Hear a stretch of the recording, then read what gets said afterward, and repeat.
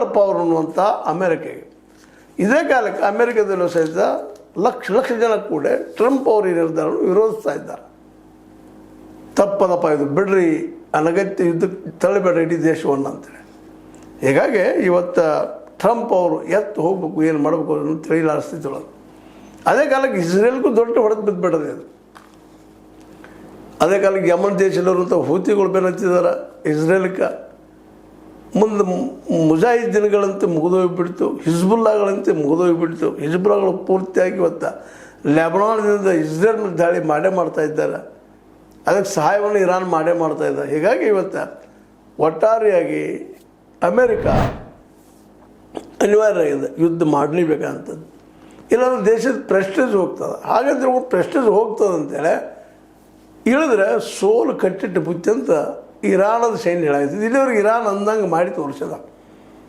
ನೀವು ಶುರು ಮಾಡಿದಿರಿ, ನಾನು ಖತಮ್ ಮಾಡೋ ಅಂತ ಹೇಳಿದರು. ಇವತ್ತು ಅವರೇ ಖತಮ್ ಮಾಡುವಂಥಕ್ಕೆ ಬಂದಾರೆ, ನಿಲ್ಲಿಸುವಂಥಕ್ಕೆ ಬಂದಿದ್ದಾರೆ. ಇರಾನ್ ನಿಲ್ಲಿಸೋದಿಲ್ಲಾಂದ್ರೆ ಇಲ್ಲ, ಈ ಪರಿಸ್ಥಿತಿ ಅದು. ಇವತ್ತು ಹೇಳ್ತಾ ಇದ್ದಾರೆ ಅಲ್ಲಿ ನರಕಕ್ಕೆ ಬರ್ತೀರಿ, you welcome to you are welcome to the ಜನ್ನಮ್. ಜನ್ನಮ್ ಅಂದ್ರೆ ನರಕ. ಬನ್ರಿ ನಿಮ್ಮ ಸೈನ್ಯದಾಗ ಕಳಿಸ್ರಿ, ಪಾಪ ಅವ್ರನ್ನ ಯಾರೋ ಸೈನ್ಯ ಹಾಳು ಮಾಡಿಬಿಟ್ರಿ. ಹಿಂಗೆ ಸಿಂಪತಿ ತೋರಿಸಿದಂಗೆ ಮಾಡಿ ವ್ಯಂಗ್ಯ ಮಾಡಿ ತೋರಿಸ್ತಾ ಇದ್ದಾರೆ. ನೀವು ಬೇಕಾದಿರಲಿ, we are ready to die, ನೀವು ತೋಣ ಸಾಯ್ತೀವಿ ನಾವು ಒಂದು ಮಟ್ಟಿಗೆ. ಅವರು ಇವತ್ತು ಮಾನಸಿಕವಾಗಿ ಬದ್ಧಾಗಿದ್ದಾರೆ. ಜೊತೆಗೆ ಪ್ರಬುದ್ಧವಾಗಿ ಇನ್ನುಳಿದ ದೇಶಗಳು ಸಂಪರ್ಕಗಳು ಮಾಡ್ತಾಯಿದ್ದಾರೆ. ಯುರೋಪಿಯನ್ ಯೂನಿಯನ್ ಜೋಡಿ ಕರಾರಿಲ್ಲ, ನೀವು ಇವ್ರು ಸಪೋರ್ಟ್ ಮಾಡ್ತಕ್ಕಾರ, ಇಲ್ಲಾಂದ್ರೆ ಇಲ್ಲ. ಅದೇ ಕಾಲಕ್ಕೆ ಕೊಲ್ಲಿ ರಾಷ್ಟ್ರಗಳ ಜೊತೆಗೆ ನಾವು ಏನು ಜಗಳಿಲ್ಲ, ಯುದ್ಧ ಇಲ್ಲ, ಅದನ್ನು ಮೆಸೇಜ್ ಕಳಿಸ್ತಾ ಇದ್ದಾರೆ. ಜೊತೆಗೆ ಚೈನಾ, ನಾನೇನು ಬೆನ್ನಿಗಿದ್ದೀನಿ, ಚೈನಾವನ್ನು ತಮ್ಮ ಬೆನ್ನು ಇಟ್ಕೊಂಡು ನಡೆದಿದ್ದಾರೆ ಎಲ್ಲ ಕಡೆಯಿಂದ. ಮತ್ತು ಉಳಿದ 5 ರಾಷ್ಟ್ರ, ಮುಖ್ಯವಾಗಿ ಭಾರತ ಅದರಲ್ಲಿ ಒಂದದ.